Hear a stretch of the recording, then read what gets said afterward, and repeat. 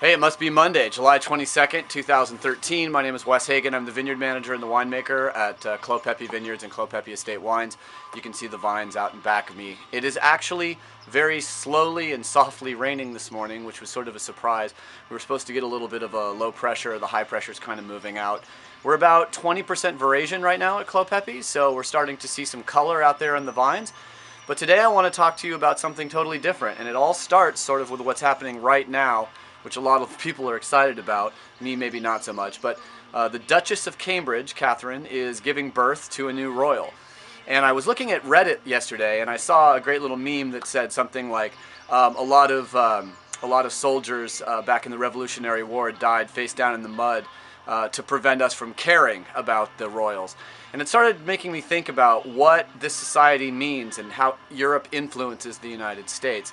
And what I was kind of asking today, and this is the question I want to ask, is what is American wine culture? And where do you want to see American wine culture go in the next 10 years? So this is an open-ended question today, and I'm going to tell you a little bit of my perspective, and I would love for you to argue with me. You know, you can even agree with me. So this is my idea of American wine culture, that right now American wine culture is so tightly knit with this sort of European ideal of what we think European wine culture is that we've completely missed the point.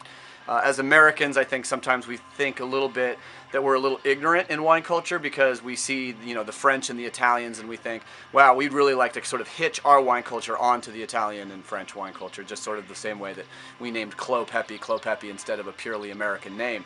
So this is sort of part of the question, is what is American wine culture divorced from the French and Italian accent? And I don't know if I have an answer to that, but I think in the next 10 to 20 years we're going to see American wine culture go off in a different way. And I'd like you to kind of think about what you expect to see out of French and, what you're going to see in American wine culture without that French and Italian accent.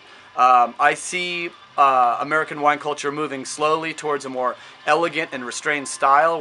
We're except for the critics, are still kind of globbing onto these big, heavy, rich, ripe style wines. But I think the more and more we get closer to making wines of balance, I think that's number one. Number two, the most important thing is I think we don't really need to talk about wine. I think we can learn about it, we can become educated about it, we can talk about it in an educational setting, but when we get at table, let's leave our phones and our notes and all that aside, and let's just drink and enjoy wine. I think we're so tied up with, is that black cherry or Bing cherry? Who really cares?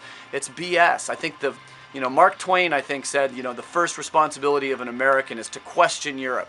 And I think that's what we need to do, except for the fact that I think the French and Italians, believe it or not, have it right. We are actually looking at a perspective of French and Italian wine from an inaccurate perspective. The accurate perspective of French and Italian wine is they don't talk about wine. They're too busy drinking it and enjoying it. So where I see American wine culture going is Americans feeling more comfortable about drinking, less likely to talk about wine and geek out about wine. And moving forward, I hope, and we'll talk about this a different time, that we can get over this whole clone thing, that stealing clones from Europe and putting them in the soil somehow legitimizes us. So I'd like to see Americans develop their own wine varieties. I'd like to see Americans be patriots and drink wine from all, the 47 or 48 states that are actually growing and making wine right now. So, drink Pink Catawba, drink Riesling from the Finger Lakes, drink Norton from Missouri. That's part of American wine culture too, is not just assuming it has to have a French or an Italian varietal name to be great wine. So understand that some of the stuff that they're growing throughout the country is delicious.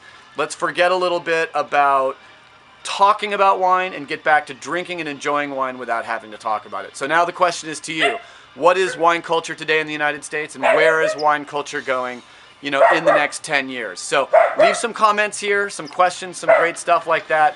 And I hope everything this week goes great for you. And I suspect this rain is going to knock down a little dust and have no impact on the vintage. So what is wine culture? Where is it going? Let me know. Thank you guys so much, and we'll see you next week.